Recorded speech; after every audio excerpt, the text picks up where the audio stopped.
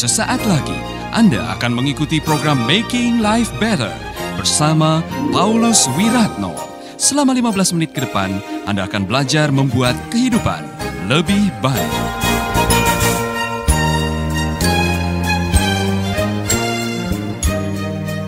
Memang indah rencana Tuhan, saudara. Kita semua harus mengakui Tuhan pernah mengucapkan sendiri, sebab aku ini mengetahui rancangan-rancangan apa yang ada padaku mengenai kamu. Artinya Tuhan tahu, Tuhan punya rancangan, Dia tahu persis, Dia yang membuat rancangan itu, Dia punya blueprintnya, Dia punya manualnya, Dia semua tahu. Cuman kita tidak tahu, ya kan? Karena perspektifnya berbeda, kita berada di dalam waktu, Tuhan tidak dikungkung oleh waktu. Keterbatasan kita memahami waktu yang membuat kita tidak mengetahui masa depan kita seperti apa. Tapi Tuhan yang tidak dikuasai oleh waktu, Dia yang berada di atas waktu, Dia bisa mengetahui segalanya. Dia tahu masa depan kita, Dia tahu masa lalu kita, Dia tahu masa kini kita. Nah, itulah sebabnya saudara-saudara, untuk bisa memahami rencana Allah, kita harus belajar cara Tuhan bekerja dalam hidup kita seperti apa. Karena saya percaya sekali kualitas hidup Anda itu ditentukan oleh kualitas pemahaman Anda tentang rencana Allah dalam hidup Anda. Amin. Saudara-saudara, nanti kita akan belajar secara khusus dari Bapak Abraham dan Ibu Sarah di Kejadian pasal 21. Kita lanjutkan dari pasal ke pasal. Tetapi saya mau mengatakan lebih dahulu apa yang dikatakan oleh kitab suci, bahwa kalau Tuhan sudah berjanji, kalau Tuhan sudah merencanakan, kalau Tuhan sudah menetapkan, maka apa yang Dia rencanakan dan Dia janjikan pasti akan terlaksana. Di dalam Kejadian pasal 21 kita menemukan sebuah kebenaran yang luar biasa. Tadi malam saya sedikit berdiskusi, bertanya kepada istri. Ya kan, kita coba merenung. Tuhan berjanji akan memberikan keturunan yang banyak. Tuhan berjanji akan menjadikan Abraham menjadi bangsa yang besar, diberkati, dan keturunannya akan menjadi luar biasa. Namanya dia akan menjadi masyhur, siapa yang memberkati akan diberkati. Tetapi untuk apa yang dijanjikan itu terlaksana dibutuhkan waktu 25 tahun. Untuk mendapatkan anak, untuk menjadi yang bangsa yang besar perlu 400 tahun. Jadi saudara-saudara, kita harus memahami bagaimana Tuhan bekerja dalam kehidupan kita. Karena ketika kita tidak memahami, kita bisa salah menyimpulkan, salah mengartikan, sehingga kita membuat keputusan-keputusan yang lebih awal, yang tidak sesuai dengan rencananya, yang mencelakakan kita. Itulah sebabnya saya mau mengajak saudara-saudara membaca di dalam Kejadian pasal 21 ayat 1 sampai 3. Di dalam Kejadian pasal 21 ayat 1 sampai 3, saudara akan menemukan sebuah ayat yang di dalamnya ada kebenaran-kebenaran yang luar biasa. Sudah menemukan? Amin. Tuhan memperhatikan Sarah. Dalam bahasa Inggris ditulis visit. Tuhan mengunjungi Sarah. Seperti yang difirmankannya. Seperti yang difirmankannya. Kapan? Setahun sebelumnya. Aku mau ketemu kamu tahun depan, kamu sudah punya anak. 24 tahun sebelumnya sudah dijanjikan, saudara-saudara. Kemudian apa yang dikatakan? Tuhan melakukan kepada Sarah seperti yang dijanjikannya. Tuhan mengunjungi, Tuhan melakukan apa yang difirmankan, Tuhan kemudian melakukan hal-hal yang luar biasa. Ada kalimat seperti ini.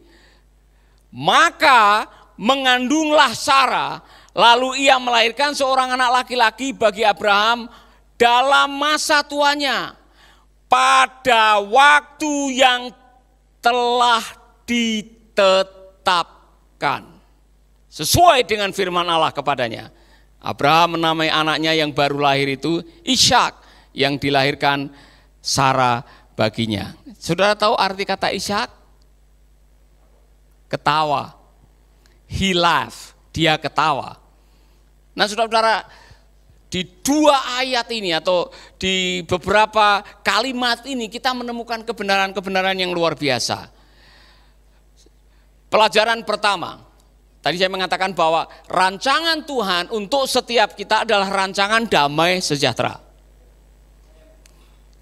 Rancangan yang Tuhan tetapkan dalam hidup saudara, tidak peduli saudara tinggal di mana, profesinya apa, suku bangsa apa, yang jelas Tuhan punya rencana untuk setiap umat manusia.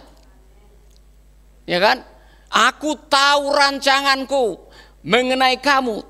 Nah, saudara, dalam konteks kitab Yeremia, sebetulnya itu diucapkan untuk bangsa Israel yang sedang menderita karena pembuangan. Tetapi pembuangan itu juga adalah bagian daripada proses pembentukan yang adalah menuju kepada rencananya. Anda masih bersama Paulus Wiratno di Making Life Better.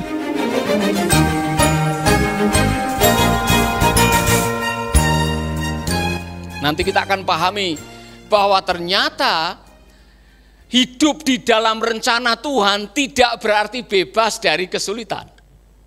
Apa tadi? Hidup dalam rencana Tuhan tidak berarti bebas dari kesulitan. Nanti kita akan belajar, saudara. Tapi yang pertama saudara harus yakin dulu bahwa di ujung kehidupan Allah menghendaki Anda ada di dalam rencananya, dan rencananya apa? Hidup dalam damai sejahtera, itu yang dikatakan. Bukan rancangan kecelakaan.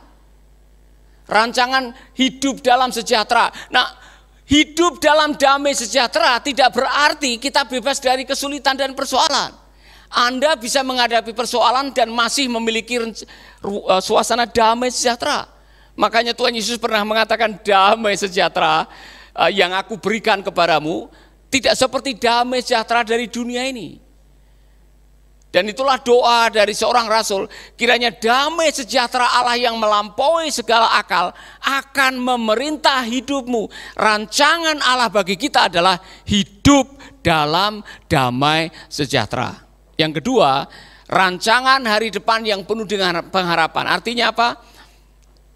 Kita harus hidup dalam damai dan hidup dalam pengharapan. Dua ini kalau saudara punya hidup dalam damai dan saudara hidup dalam sukacita, saudara menikmati hidup. Dua modal untuk hidup bahagia adalah damai sejahtera dan dua punya pengharapan.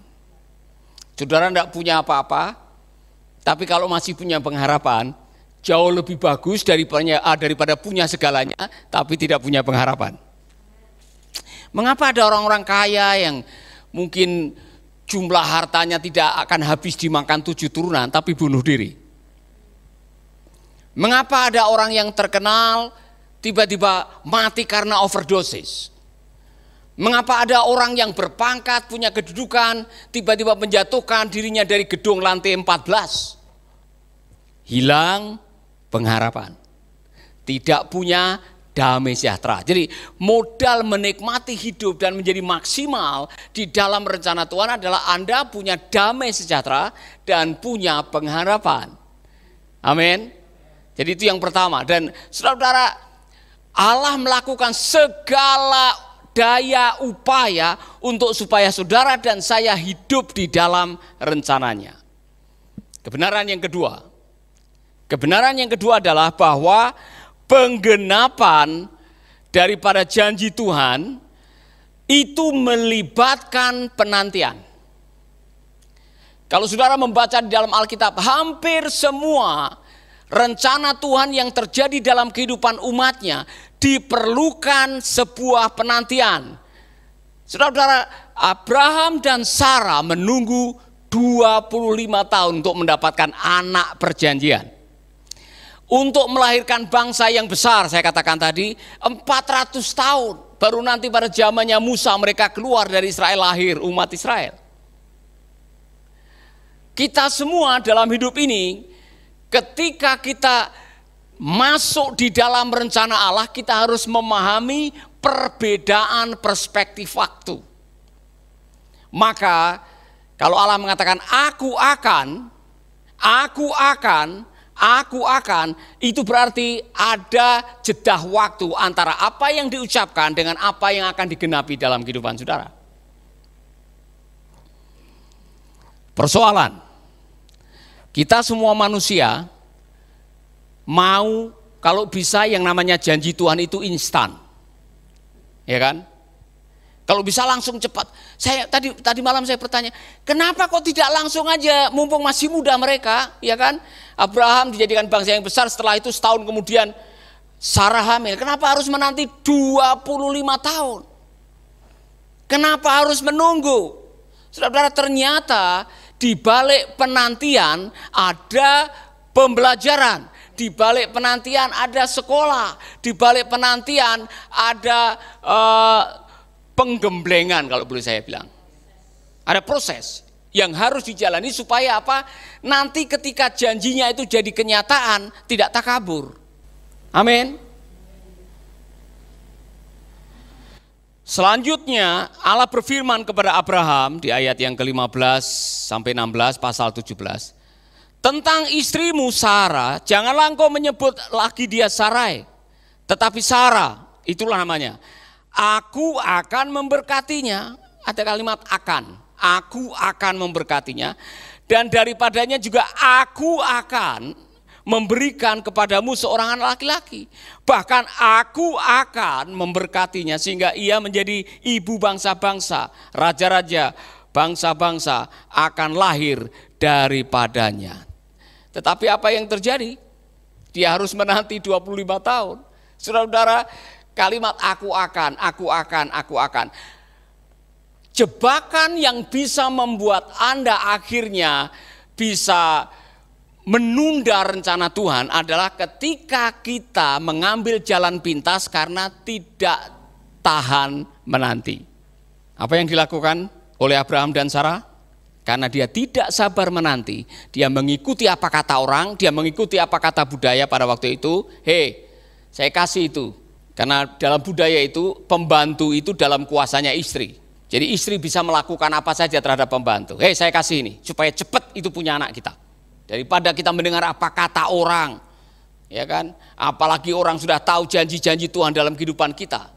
Saya kasih jalan keluar, enggak usah nunggu lagi apa janji Tuhan. Kita pernah melakukan yang sama. Saudara dan saya pernah melakukan yang sama. Kita mengambil jalan pintas karena tidak paham penantian dan waktu Tuhan.